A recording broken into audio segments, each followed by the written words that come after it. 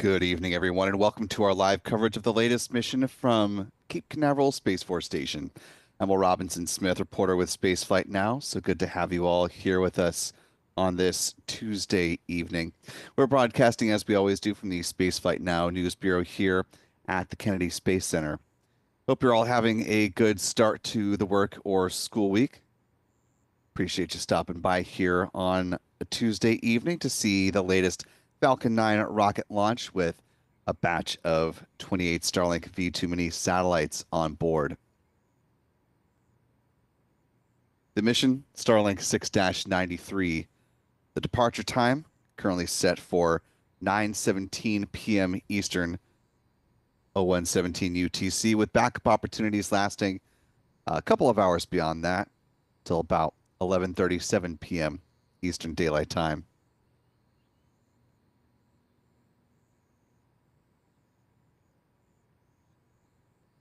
Bit of a cloudy afternoon cruising on into the evening here on Florida's Space Coast, but should be a fairly nice liftoff once this rocket does get ready to depart from Pad 40 there at Cape Canaveral Space Force Station. We'll talk more about the weather as we cruise on through the count. But as we're getting things going, I want to thank, first off, the 1,700 plus of you who are watching with us live. If you haven't already, you could do us a big favor just by clicking the like button, share the stream. Some more folks to find their way into this live launch coverage as we roll on through the count. Got a lovely sunset for you here, looking back at the Vehicle Assembly Building, the iconic building of the Kennedy Space Center. Currently quite a bit of activity happening in preparation for next year's launch of the Artemis II mission inside that building. In High Bay 3, which from this vantage point is the gray door series that is furthest away from the camera. So if you look at the NASA meatball, you see the gray door column just immediately to its right. The one to the right of that is High Bay 3, and that is currently where stacking work has been underway for the Space Launch System rocket. Again, in preparation for the first crewed mission of the Artemis program. To the right of that whole building, you can see the mobile launcher number 2, which is being readied in support, assuming that the plans to cancel the SLS program don't come to pass. That'll be supporting the SLS Block 1B rocket using the larger exploration upper stage as the second stage of the vehicle, as opposed to the currently used ICPS, or interim cryogenic propulsion stage, which was just integrated in the last several days into the SLS stack, again inside High Bay 3. Back here at Pad 40, we're T-minus 55 minutes, 47 seconds and counting away from the launch of this Falcon 9 rocket. In a little less than 20 minutes, SpaceX launch director will make the call on the start of prop load for today's Falcon expedition to loft those 28 Starlink satellites into low Earth orbit. You can see some clouds hanging around. Taking a look at the wide shot here. Go ahead and take a moment to talk about the weather. Fortunately, the conditions tonight not nearly as bad as things will be tomorrow if, for whatever reason, SpaceX has to stand down from a launch opportunity and pivot to its backup. Weather today looking at an 85% chance of good conditions for liftoff. Concerns creeping in from the possible violation of the anvil cloud rule and the cumulus cloud rule. Liftoff winds fairly light, 10 to 15 miles per hour this evening. Again, if SpaceX needs to stop down and pivot a backup opportunity tomorrow, the opening of tomorrow's launch window has just a 40% chance of favorable weather, increasing to 70% by the end of the window tomorrow. But you've got not only the anvil cloud and the cumulus cloud rules to worry about, but also the surface electric field rules. So a lot more active of a Wednesday with some storm systems that are moving into the area and could be possible threat to a launch opportunity. So we'll keep our fingers crossed that tonight is the night and that all goes smoothly with tanking of the Falcon 9 rocket.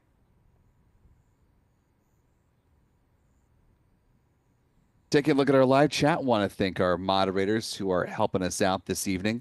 A big thank you to Rick Donner and Jeff Hansen and Callistia Lee. Just scrolling to see if any of the other mods are hanging out in the background. Not seeing any at the moment, but if they do happen to cruise on in, be sure to give them a big old Spaceflight now hello. We're also powered here on YouTube by our wonderful channel member community, so thanks to folks like Cumulus Granatus, Kari. Maybe my chat is just not refreshing. Doesn't look like we have a lot of channel members in here right now, which is surprising as we're kicking things off in our broadcast. Just refreshing the page to see if that might be an anomaly on my end. There we go. Got Jimbo Indy here, the Rocket Girl, Denise Allen, KH, Sulfur for Lunch, Bill and Lauderdale, a lot of the usual haunts. Good to see you all tonight. Bridget Schultz, Charlene, hello, hello. Oh, and Aussie Space Girl, another one of our moderators, also helping us out in the chat tonight. Channel membership comes with a number of perks, including discounts at our online shop, that is shop.spaceflightnow.com. Access to member-only videos here on YouTube, access to member-only or access to our Discord server, and of course the ability to watch all of our live launch liftoff moments from here at the Cape in 4K.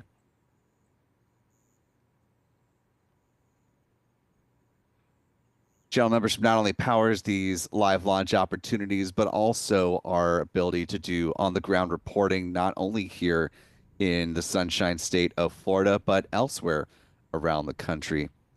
Those of you who may recall, last month we had the opportunity to head on over to Colorado Springs, Colorado, to cover the 40th Space Symposium. It was an excellent event, had a lot of good conversations, and in fact, as a little bit of a tease, we should be having our latest report from Space Symposium post up on the YouTube channel here tomorrow. And it's just a little bit of a tease to not give the whole thing away. It has to do with the commercial LEO development program.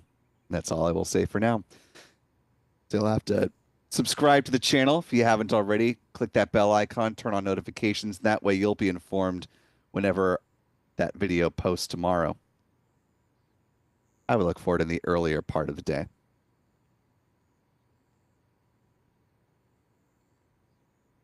And of course, to make these launches happen and everything else here at Spaceflight Now, we certainly rely on a great team of folks. So thanks to our Spaceflight Now editor, Stephen Young, and John Pisani, who are running the technical operations of the broadcast tonight. Photographer Adam Bernstein, also out and about, got the camera set up, getting ready to track the Falcon 9 once it does leave the pad there at Space Launch Complex 40. And Michael Kane has the evening off, but you should be following all of our photographers if you're not already. You can find Adam at Burn NYC. Michael is at MD Kane Jr. John is at John Pisani Photo. And while you're on X, be sure to follow us here at Spaceflight Now, simply at Spaceflight Now.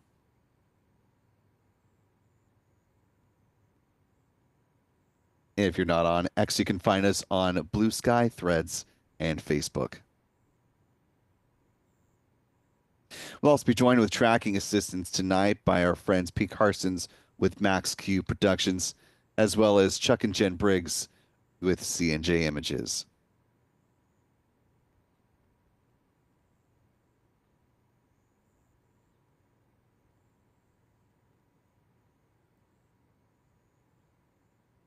As we're getting things rolling here tonight, I also want to thank Callistia for gifting 10 Spaceflight Now memberships, Jeff Hansen for gifting 5.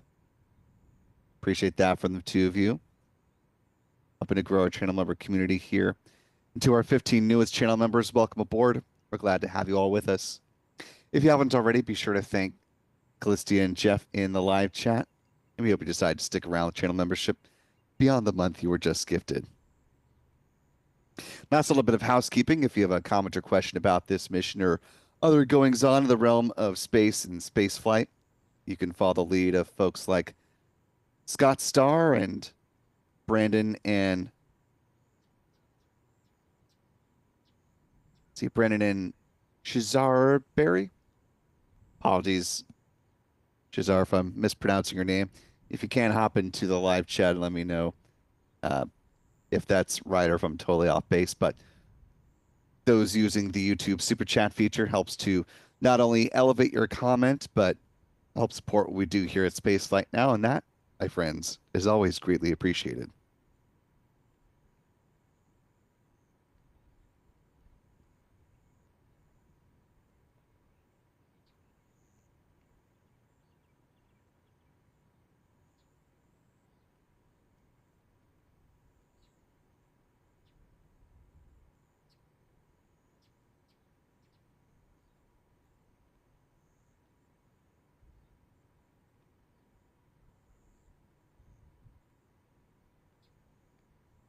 Brandon and Shazar say one of our daughters has autism and looks forward to every launch. Thank you for an amazing family event.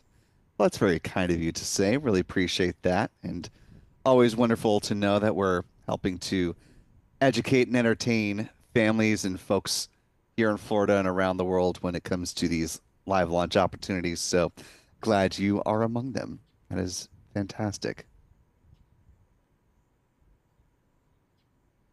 Also want to thank Scott Starr for a $2 super chat. Thank you, Scott. The Rocket Girl, been a member with us now for 9 months at the mission specialist level, who says, so happy to watch another launch with the best community. Go Falcon 9, go SpaceX, go B1085-7, and go Spaceflight Now. Yes, the booster that is flying tonight is tail number B1085, and as the Rocket Girl just alluded to, this will be its 7th trip to space and back. We'll talk more about its booster history coming up here over the course of the countdown. Monkey True Rob saying, hey, Will and all from Lake Fairview in Orlando. Sulfur for Lunch, also marking 9 months with us as a channel member, also at the mission specialist level, who says, I agree with what the Rocket Girl just said. And Stephen Fraser gifting 5 Spaceflight Now memberships. Really appreciate that, Stephen. Good to see you this evening, and a welcome aboard to our now 5 newest channel members. We're glad to have you all with us.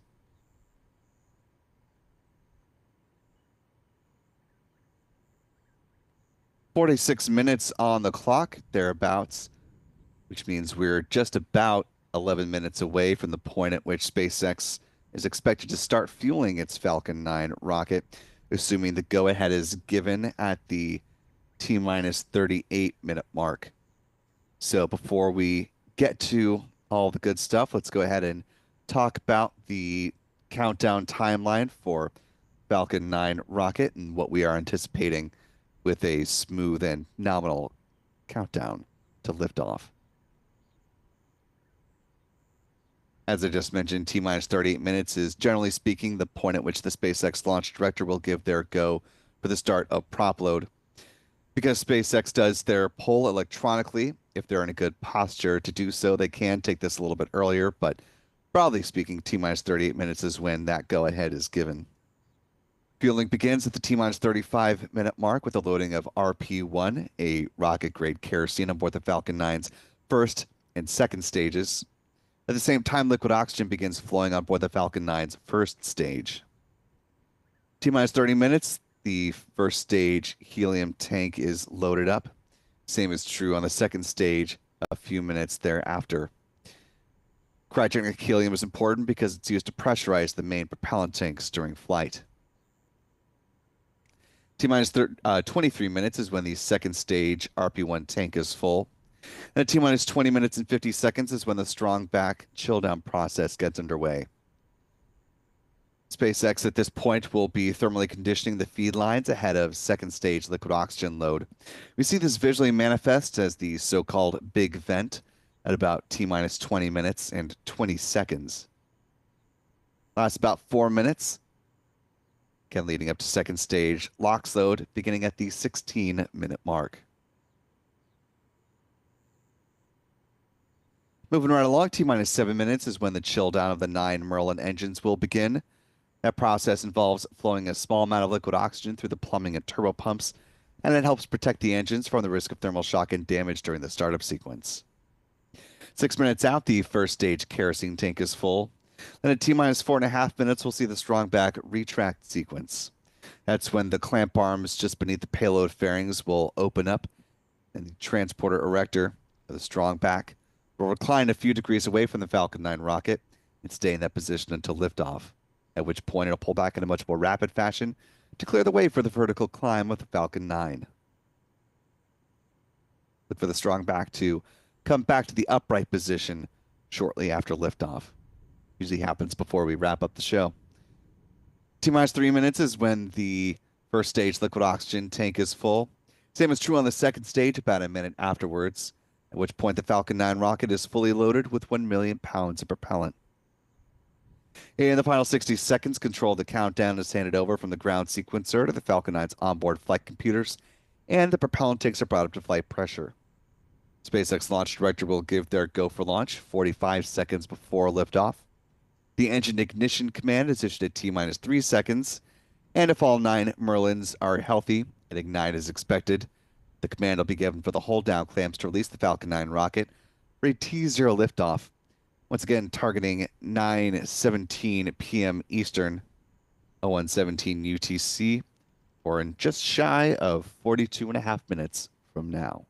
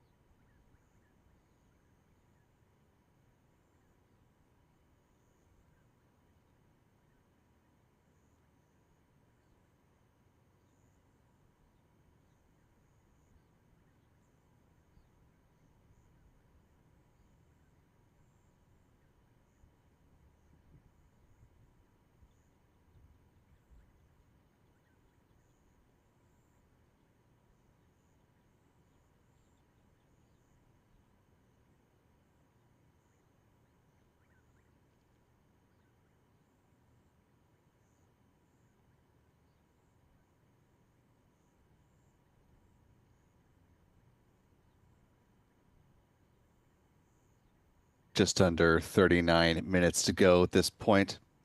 Mentioned some of the activities that have been going on inside the vehicle assembly building. Just want to step through a few of those to bring up to speed to where we are today. As I mentioned, the interim cryogenic propulsion stage was added onto the SLS stack. You're taking a look at the upper stage engine there, powered by an RL-10 engine from Aerojet Rocketdyne and L3Harris Technologies Company. The ICPS, manufactured in part by both Boeing as well as United Launch Alliance. This will be the second out of 3 ICPSs that will power the upper stage of a Space Launch System rocket. See here it being lowered into or through the launch vehicle stage adapter,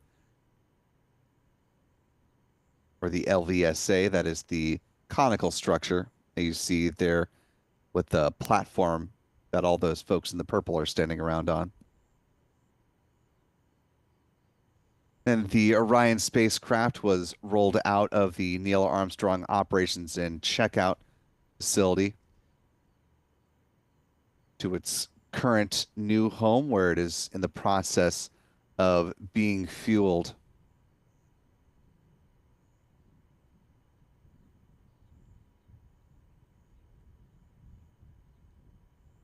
The Orion spacecraft and the European service module, which has the majority of the thrusters, fueled by a mixture of oxides of nitrogen, or MON, as the oxidizer, and monomethyl hydrazine, or MMH, as the fuel.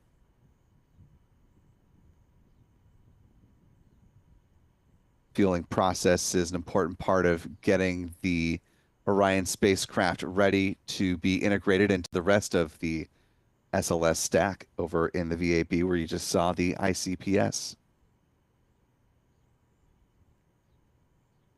And speaking of fueling, we're just about a minute and a half away, assuming that the go-ahead was given for the start of fueling on this Falcon 9, to the tanking of SpaceX's workhorse vehicle.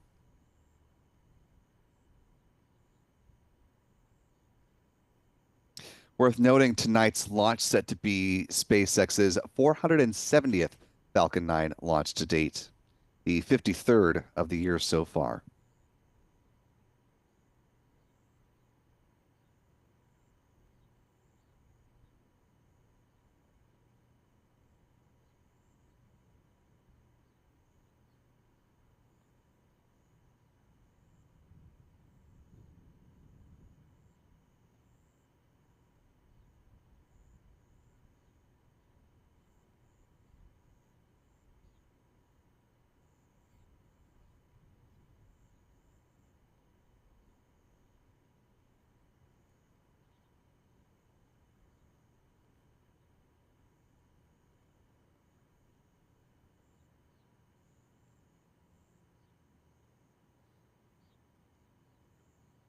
While there is a little bit of heat distortion this evening, it's not nearly as bad as we've seen at some other nights, which will hopefully make sussing out the start of fueling just a little bit easier.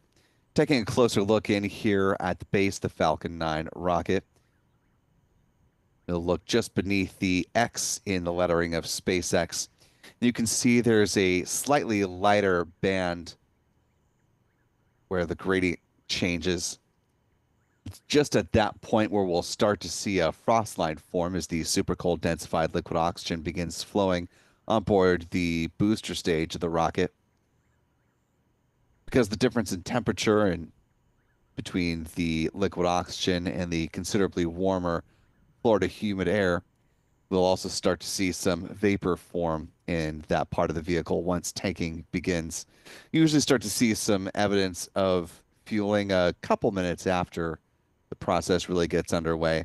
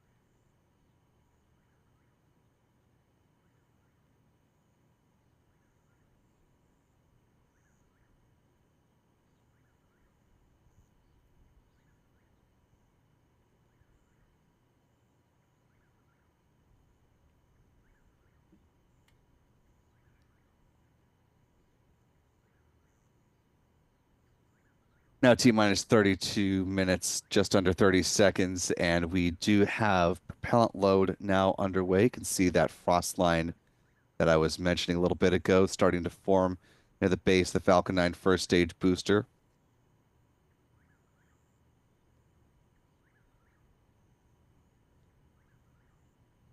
And with the start of prop load, that means SpaceX is holding to the plan T0 as it currently stands of 9:17 p.m. Eastern, 01:17 UTC. And with tanking underway, we are also treated to some nice celestial views from our friend.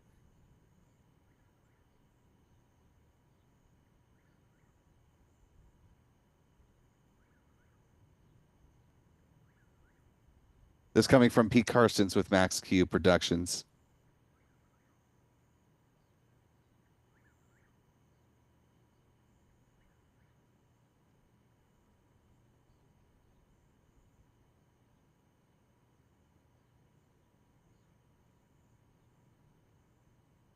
Tonight we're looking at a beautiful view of the moon in a waxing gibbous phase.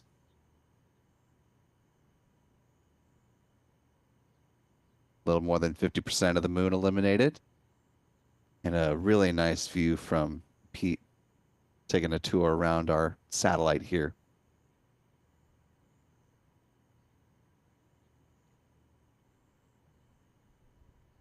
The next U.S. mission to the moon planned for the very tail end of this year, if assuming all parties are ready to move forward. A Falcon Heavy rocket will launch Astrobotic's Griffin lander with the Flip rover.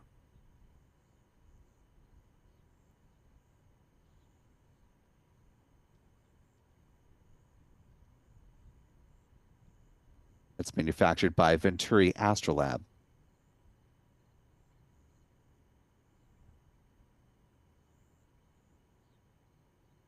That would be, of course, the first time that Astrobotic's Griffin lander has made an attempt to land on the moon when it does launch later this year. Again, that's assuming that all parties and respective landers and rovers are ready to go and there's not a weather issue that would postpone the flight of the Falcon Heavy rocket as well.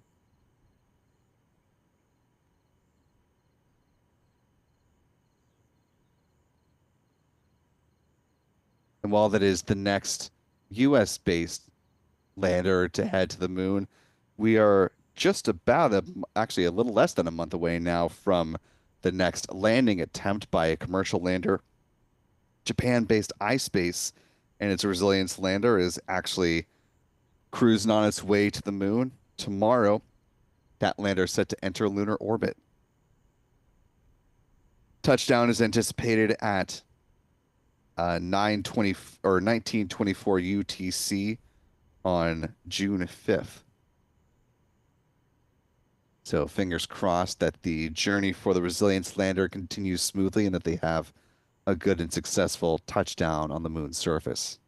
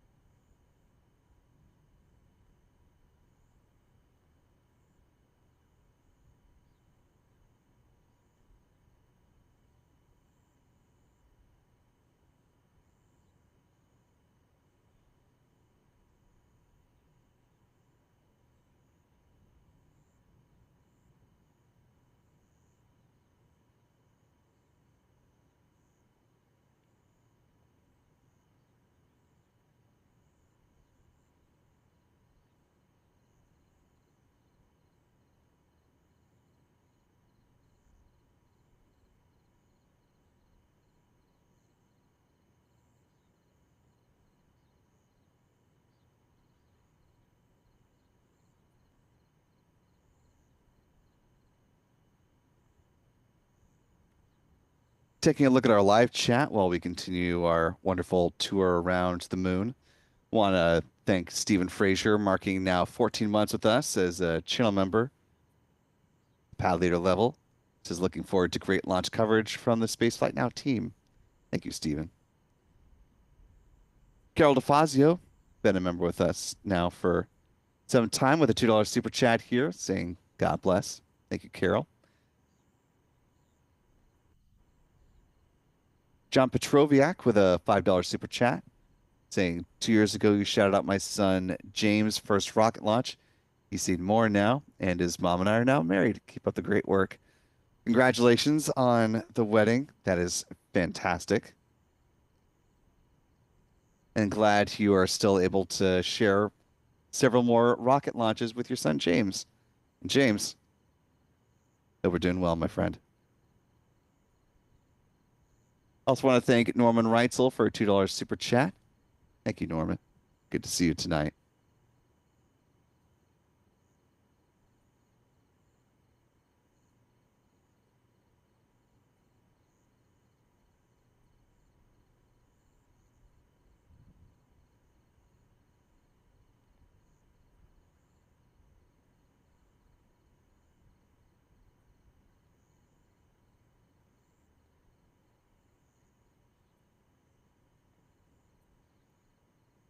Just under 26 minutes to go before the flight of this Falcon 9 rocket. Let's go ahead and talk about the missions that it currently has under its belt as B-1085 prepares to go for its 7th trip to space and back. Its launch history began with a Starlink flight, Starlink 10-5. Not intended to be the first flight for this particular booster. That distinction was actually supposed to go to the Crew 9 mission, which ended up lifting off on September 26th of last year. However, during transport from SpaceX's facilities in Texas out here to Florida, there was an issue and a little bit of water intrusion on the booster. And so as part of the verification that it was going to be safe to support a crew mission, NASA and SpaceX opted to have it fly the Starlink 10-5 mission instead back on August 20th. That mission went just fine, lofting 22 Starlink V2 satellites into low Earth orbit, followed up again by Crew 9, sending the Dragon Freedom up to the International Space Station. That was followed by another mission for the Starlink program, Starlink 6-77 on November 7th. Then followed up by what was a very hush-hush operation until liftoff, originally with the name RRT-1, later revealed to be the Rapid Response Trailblazer 1 mission, aka GPS-3 Space Vehicle number 7.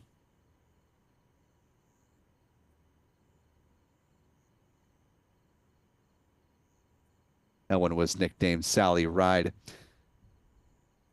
Originally set to fly on board a United Launch Alliance Vulcan rocket, instead was put over onto the SpaceX and its Falcon 9. Instead, the Vulcan will fly a later GPS satellite, one of the first of the next generation version of the GPS.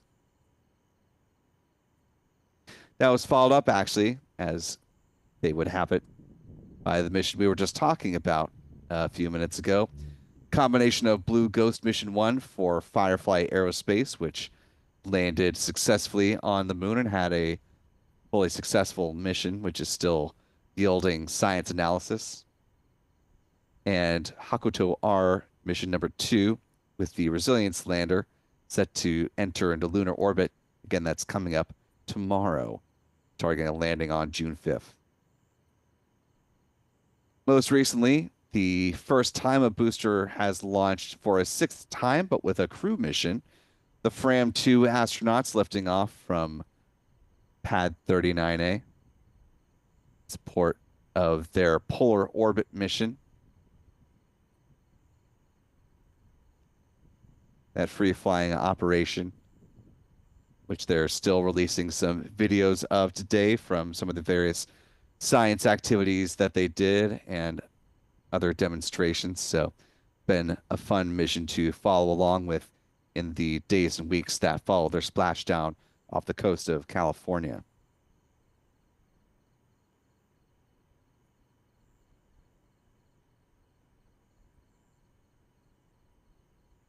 And of course, in just 22 minutes, will be flight number 7, Starlink 6-93. And in just a minute from now, we'll see the start of the strong back chill down process. Visually, the big vent will begin at about T minus 20 minutes and 30 seconds. Or, excuse me, 20 minutes and 20 seconds here at pad 40. It's 20 minutes and 30 seconds over at Launch Complex 39A.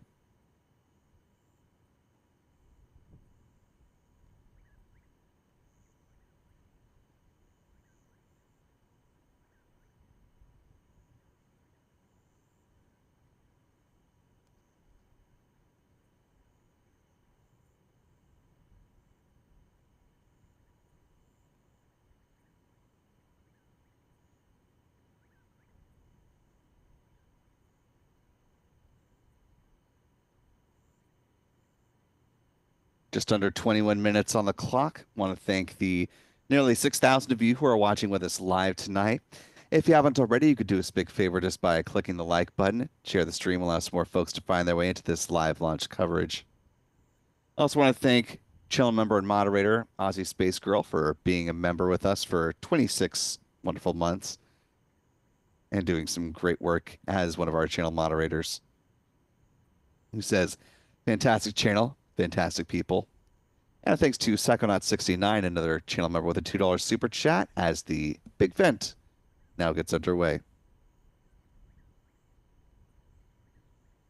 Just about 20 minutes to go before the launch of this Falcon 9 rocket on the Starlink 6-93 mission.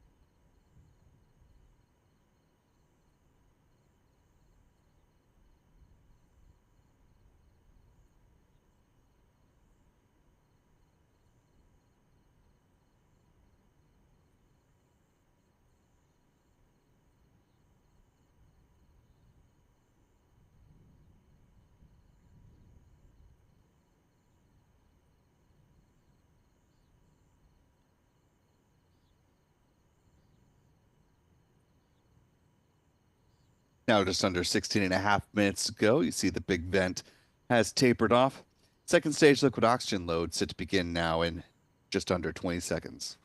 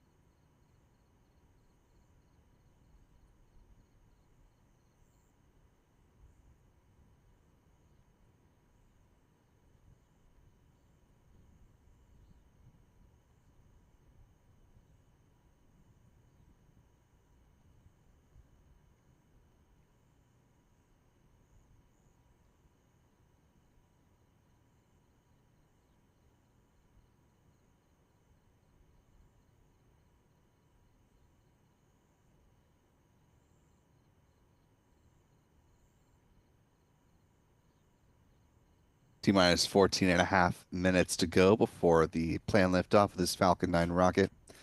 Before we see its ascent, let's go ahead and talk more broadly about SpaceX's workhorse vehicle, the Falcon 9 rocket. Standing at 70 meters or 229 feet tall, the vehicle has a diameter of 3.66 meters or 12 feet. Majority of that is made up by the booster stage. Bottom two-thirds of the rocket powered by 9 Merlin engines, which burn rocket-grade kerosene and liquid oxygen, producing 1.7 million pounds of thrust. Around the engine compartment are black carbon fiber landing legs that will be used to land the first stage on the drone ship. Tonight, they have just read the instructions on deck. Above the first stage is the inner stage. This is a composite structure consisting of an aluminum honeycomb core, which is surrounded by carbon fiber. On the right-hand side of your screen, you can see the deployable hypersonic grid fins. These are titanium winglets that provide stability and steering for the Falcon 9 as it comes back through the atmosphere, tail first like a big old dart heading towards the drone ship. At the top of the inner stage are 3 mechanical latches that attach to the vehicle's second stage. At first stage, main engine cutoff.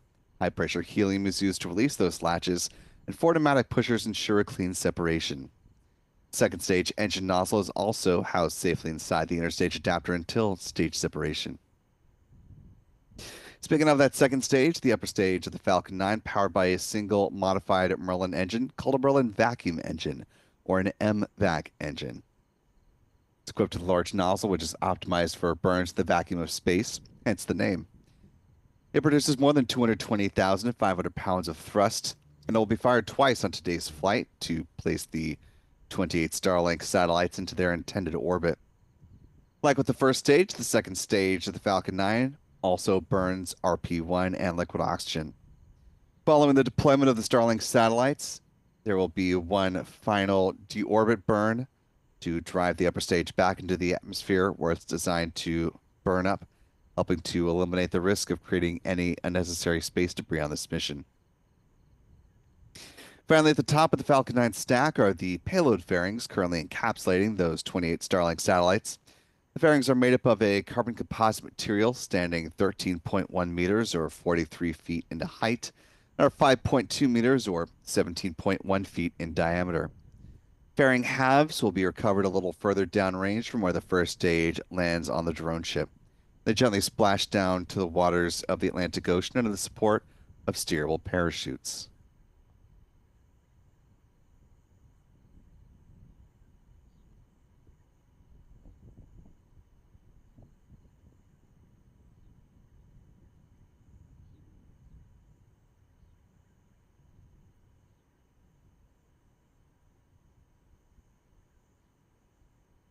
Just about 11 minutes to go. I mentioned earlier in the broadcast that the iSpace Resilience lander set to enter into lunar orbit on May 7th.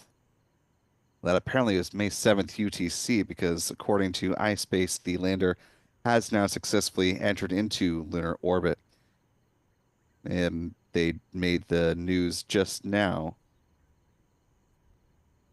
Or apparently not UTC, it's May 7th local time, 5:41 a.m.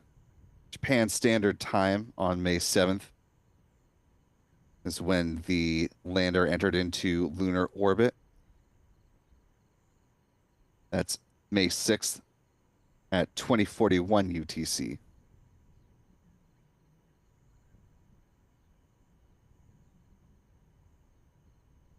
There you go. Lunar landing still scheduled for no earlier than June 5th in UTC and June 6th in JST. So a little bit more lunar news for our audience tonight. Not just breaking from iSpace in Japan. Just under 10 minutes to go. Want to thank Scarlett LaRouge for being a channel member with us for now 3 months, saying hello from the Bahamas. We love watching these launches. Glad to have you with us, Scarlett. Appreciate you being a member with us. Also, thank you to Don Flea for a $10 super chat. Thank you, Don. Airplanes on a Stick saying hi, Pat Mount, and go Spaceflight now. And channel member Rocket Lady Elizabeth with a $5 super chat. Good to see you this evening. Appreciate the support tonight.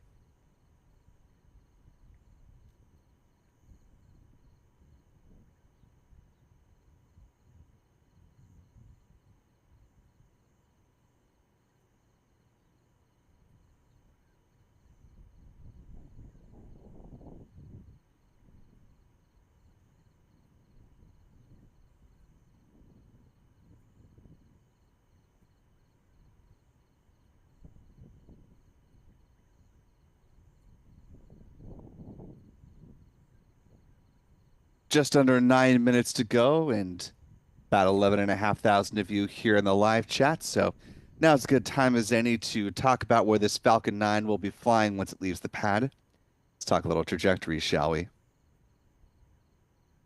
Falcon 9 is part of Starlink 6-93. Will follow the path of the other missions that are a party to Group 6 in the Starlink constellation. Once leaving Space Launch Complex 40, there at Cape Canaveral Space Force Station, this rocket will fly in a southeasterly trajectory, heading away from Florida's Space Coast. Following stage separation, the first stage booster will target a touchdown on the drone ship called Just Read the Instructions. It's to happen a little more than 8 minutes after liftoff.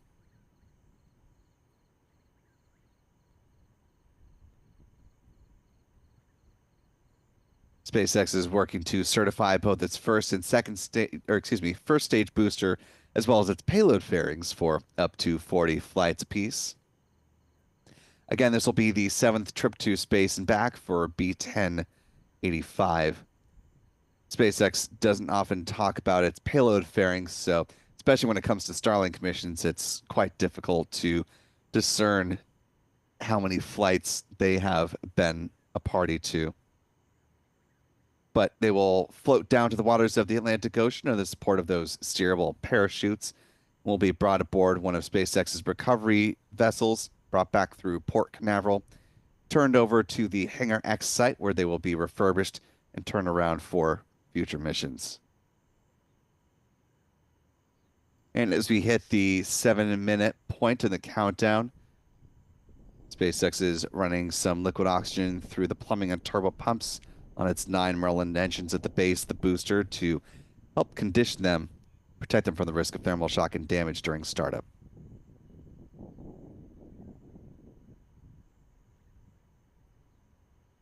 I want to thank Vincent Florio for gifting 5 Spacefly Now memberships. Really appreciate that, Vincent. To our 5 newest channel members, welcome aboard. We're glad to have you with us. If you haven't already, be sure to thank Vincent in the live chat, and we hope you decide to stick around with channel membership. Coming up in about 20 seconds, the first stage kerosene tank should finish filling. And as it does, we're joined by DB with a very generous $20 super chat. Appreciate you, DB. It says, watching from Winter Haven. Let's go. And let us know where you're watching from tonight. Obviously, Winter Haven is in the house. Orlando well represented here. See James Knoll checking in from South Daytona Beach. GM Melody checking in from Miami, asking about visibility. It will depend on the cloud cover in Miami, but you should be able to see it given the trajectory, if it's, again, clear enough.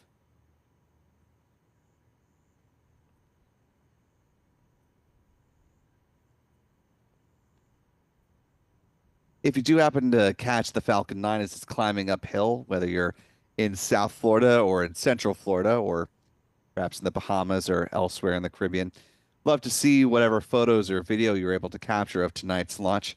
Be sure to tag us on social media. You can find us simply at Spaceflight Now. Again, we are on X, Blue Sky, Threads, and Facebook.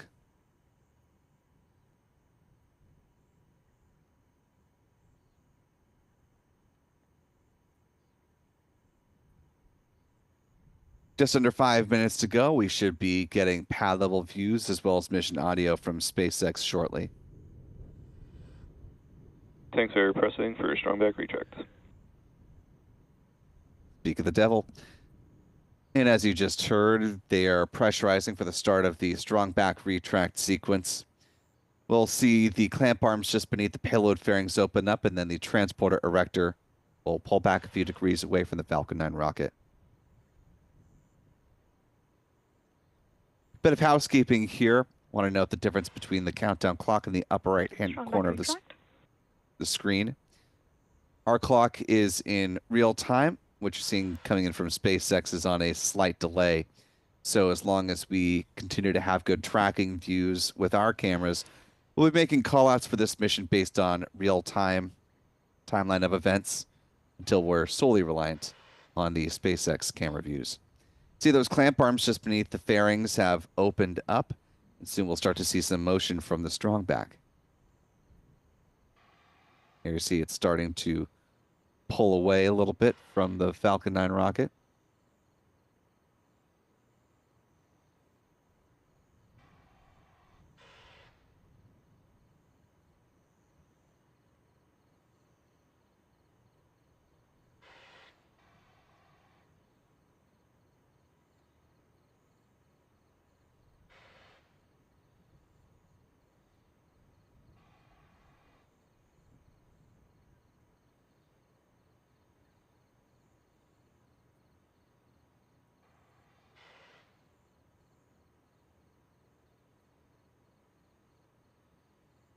Just under 3 minutes now. The first stage liquid oxygen tank should be full.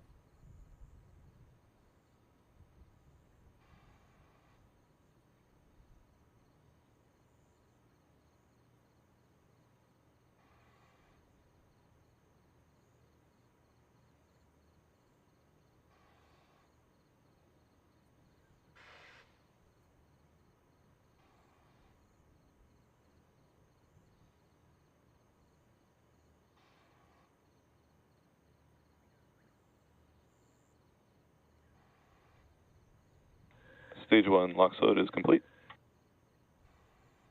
Good call there from SpaceX. We're now just about 13 seconds away from second stage LOX load being complete.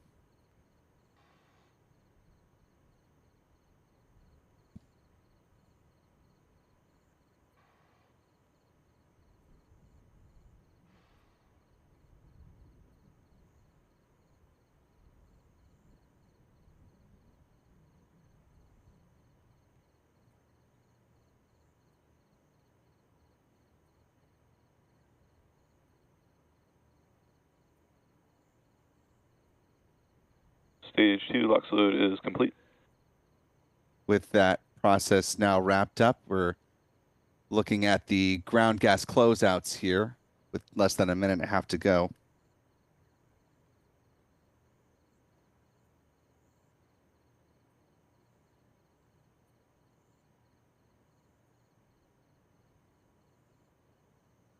Ground gas closeout. With that, we're coming up on the final minute of the count. We'll come back to the live chat on the other side of liftoff. T-minus 1 minute and counting.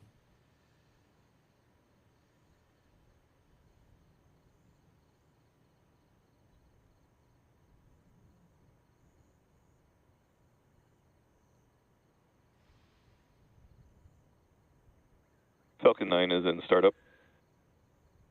Good call there. We're now just awaiting the SpaceX launch director to give their go for launch. Should be coming up in the next few seconds.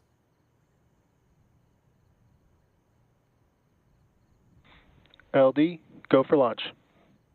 And with that, we're less than 30 seconds in real time away from the liftoff of this Falcon 9 rocket. 20 seconds. 15 seconds. And here we go. In 10, 9, 8, 7, 6, 5, 4, 3, 2, 1. Engine ignition and liftoff. Liftoff with the Falcon 9 rocket on the Starlink 6-93 mission. Falcon 9 has cleared the tower.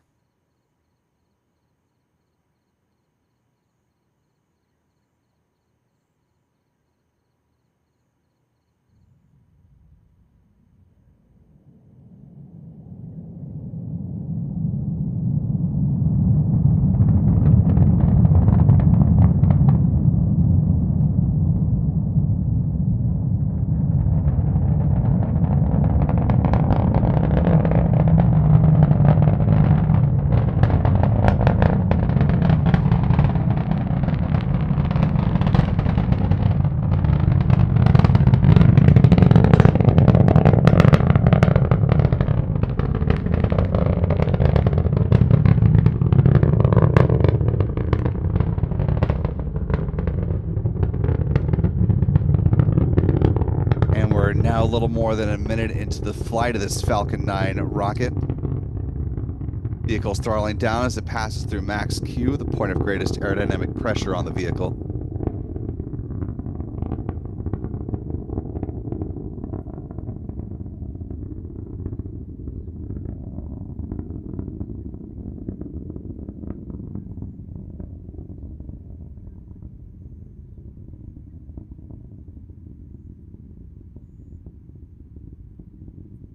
Max Q.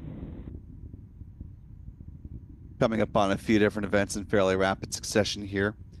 We'll see first stage main engine cutoff at about T+2 minutes and 25 seconds.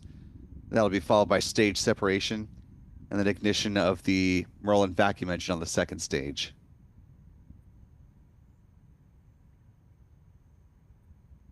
Two minutes into flight.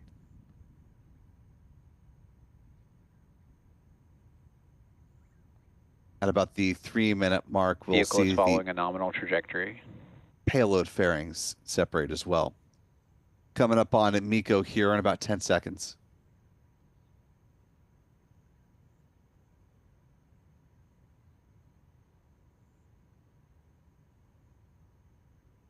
And there we have MECO. Stage separation.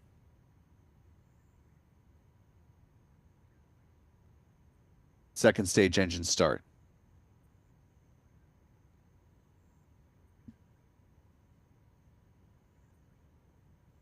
MECO. Stage separation confirmed.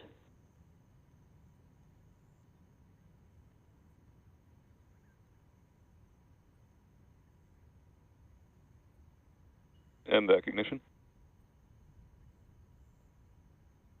Some nice views of the Florida coast.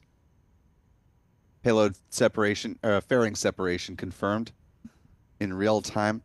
Seeing the hypersonic grid fins deploy there on the booster with a nice view of the orbital sunset just off the separation confirmed. Edge of the booster there. Those 28 Starlink satellites now exposed to the vacuum of space for the first time on this mission.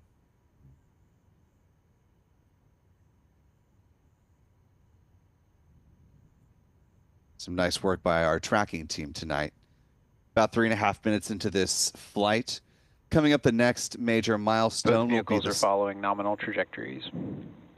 the start of the first stage booster's entry burn, in which 3 of the 9 Merlin engines will reignite to begin to dramatically slow the booster down. Now 4 minutes into the mission.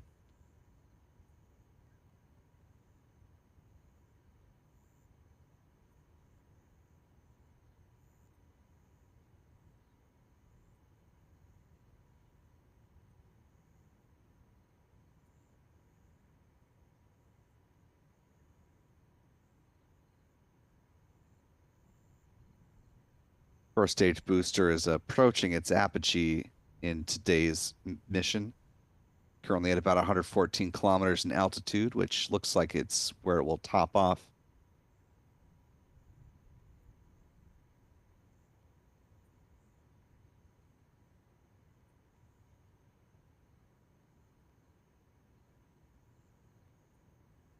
Now beginning to make its descent towards the drone ship. Just read the instructions.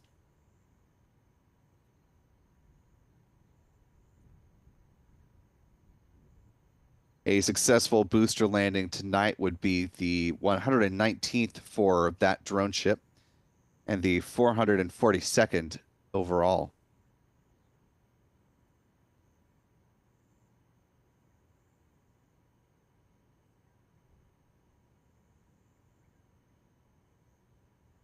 Less than 40 seconds away from the start of the entry burn. Both vehicles continue to follow nominal trajectories. Good call from SpaceX Mission Control. We will attempt to catch the entry burn with our tracking cameras.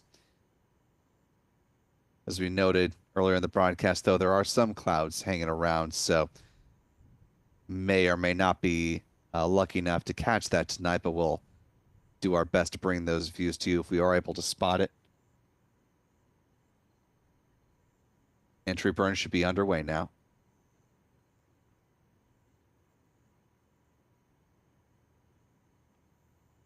And it looks like Adam's got in the tracker. Well done. Stage 1 entry burn startup. Stage 1 FTS is saved.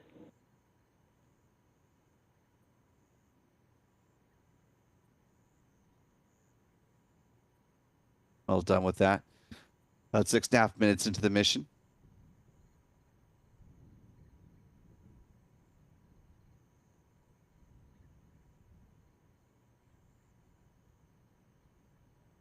Stage 1 entry burn shutdown.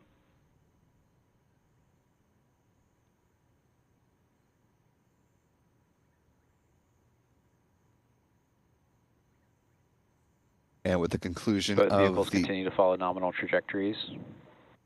with the Stage conclusion 2 of FTS has saved. one more time. With the conclusion of the entry burn, SpaceX is now setting up for the start of the landing burn, set to begin in less than a minute at about T plus 7 minutes and 49 seconds.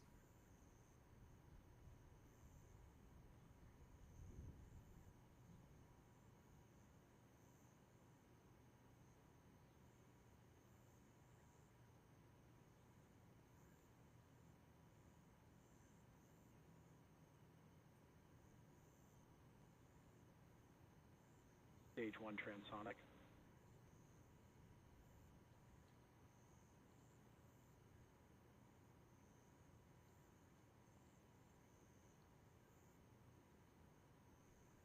As you just heard, the booster traveling below the speed of sound, now gearing for the start of that landing burn.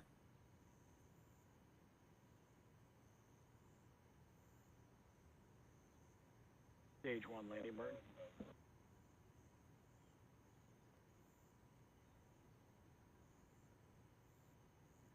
Stage 2 has entered terminal guidance.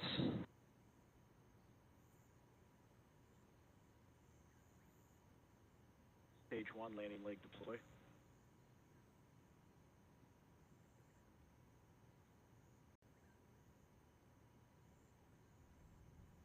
Stage 1 landing confirmed. And B-1085 has completed its 7th trip to space and back.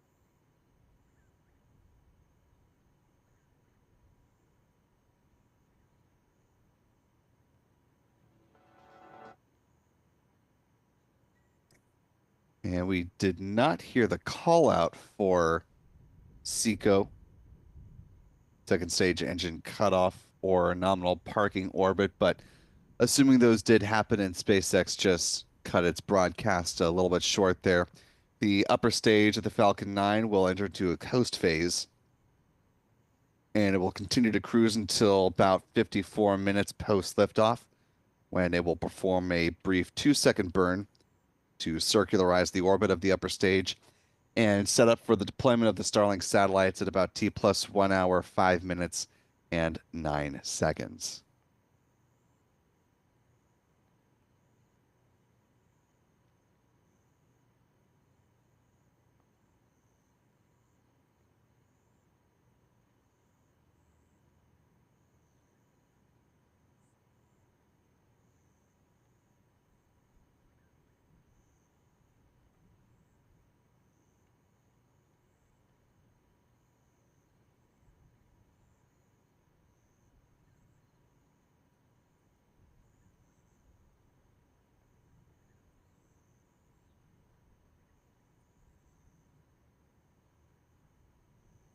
As we're getting our replays ready for you, want to go ahead and turn back to our live chat here. Thank a few more folks for your support tonight. Mrs. Ed3 marking 11 months with us as a channel member at the pad leader level. Appreciate you sticking with us, Mrs. Ed, who says, love these night launches. They are quite a spectacle. Gunnar S gifting 5 Spaceflight Now memberships. Really appreciate that, Gunnar. To our 5 newest channel members, welcome aboard. We're glad to have you with us. If you haven't already, be sure to thank Gunnar in the live chat, and we hope you decide to stick around with channel membership. Norman Reitzel with a $10 super chat, remarking on the commentary regarding the payload fairings, saying they don't exactly float down. They have their own fiery reentry at Mach 7 before they do any floating. Well, yes, but they don't have an uncontrolled landing in the Atlantic Ocean. That was the rest of my point. Captain Action with a $2 super chat, saying, Will Robinson, you're the best. Thank you for the kind words.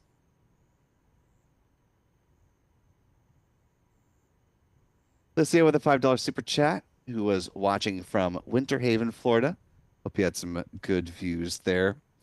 Jen with a $10 super chat. Thank you, Jen. Appreciate your support tonight. Macaw SJ marking 1 month with us as a channel member, which is always fabulous to see. Folks hitting that 1 month mark. It says, thanks to everyone for supporting Spaceflight Now. Thanks to the mods, Will Robinson Smith, videographers, and SpaceX. Thank you, Macaw. Lindy Kelshaw, been a member with us now for 7 months, who says, let's go SpaceX, let's go Falcon 9, let's go Spaceflight Now. Huge thanks to the mods. Amazing job, as always. Thank you, Wendy. Appreciate those kind of words. Commander 112TC with a $10 super chat and a very happy lemon. Thank you, Commander. Glenn Rubel with a very generous $20 super chat. Thank you, Glenn, who says, thank you, Elon. And Boats G with a $5 super chat. Thank you so much, Boats. Appreciate your support tonight.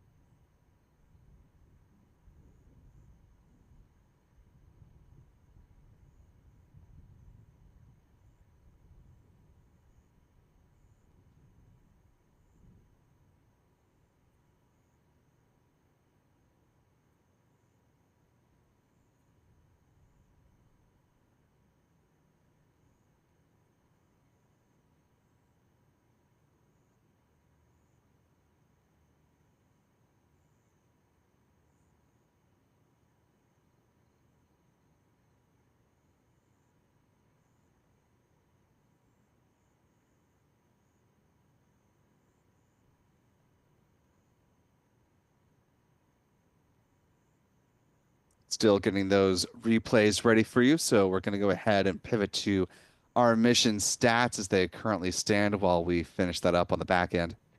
This was the 7th flight of Falcon 9 booster 1085, marking the 470th Falcon 9 launch to date. This was SpaceX's 53rd Falcon 9 launch of the year so far, the 410th Falcon booster reflight, with a launch of a booster that has flown at least once.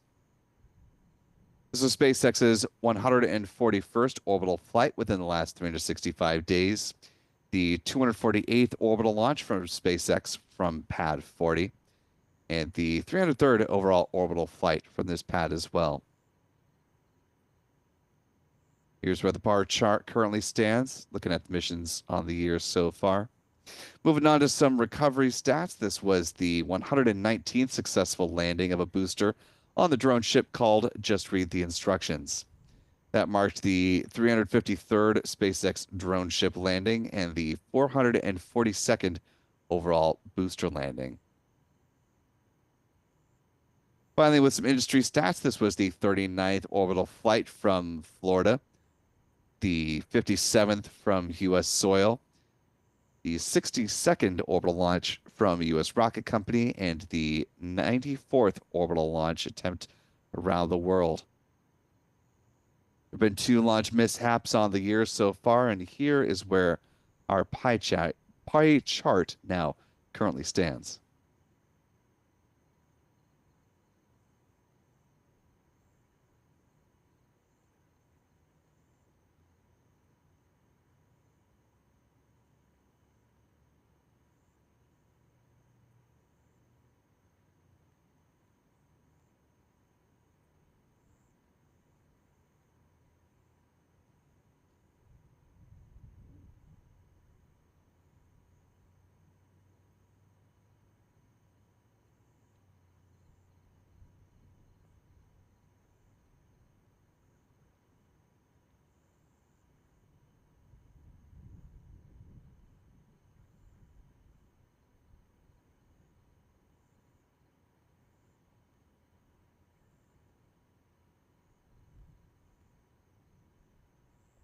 And we've got our replays ready for you. Start with our wide shot from Adam Bernstein. Roll it back to the start of Starlink 6-93.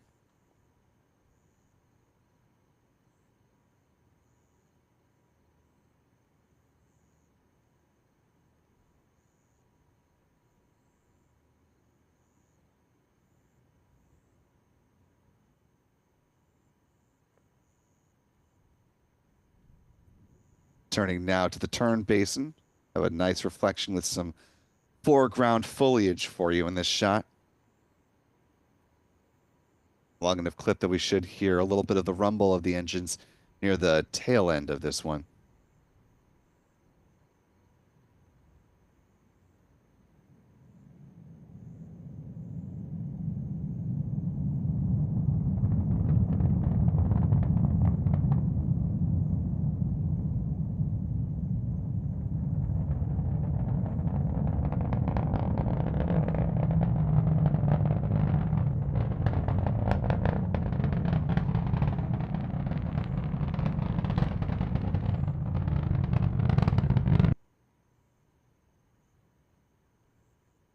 Moving on to our friend P. Carstens with Max Q Productions and his wide tracking view.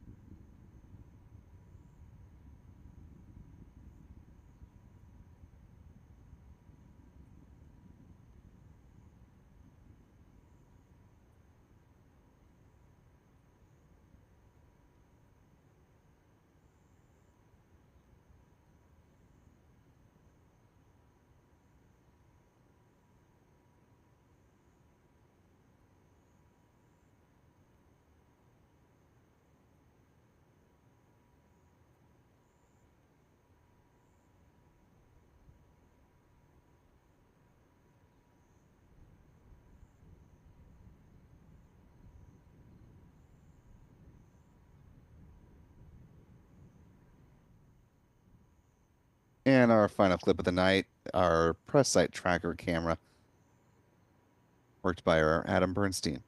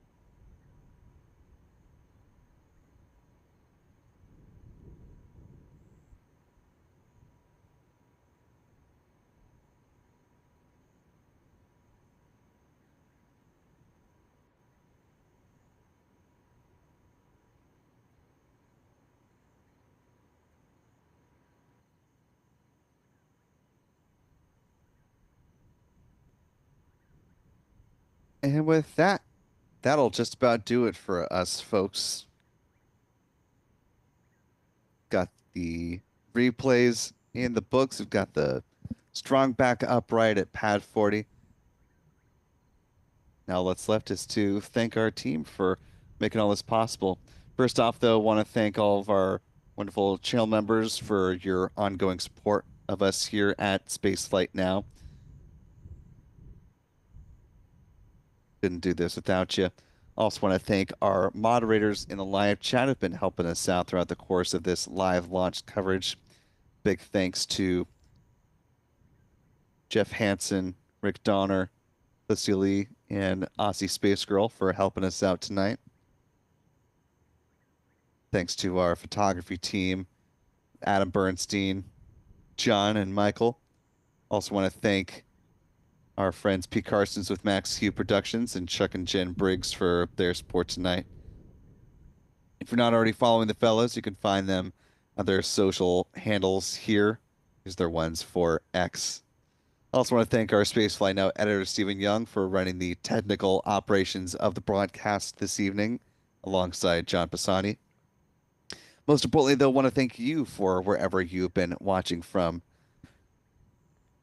Appreciate you being here with us tonight, and we look forward to welcoming you back in for the next time a Falcon is ready to fly. You can learn all about when those missions are coming up just by heading over to our website, spaceflightnow.com. Click on the Launch Schedule tab, and that way you'll never be left in the lurch when it comes to what's coming up in orbital spaceflight. For all of us here at Spaceflight Now, I'm Will Robinson Smith. Remember, be good to yourselves, be good to others, and we will see you next time, folks. And until then, bye-bye.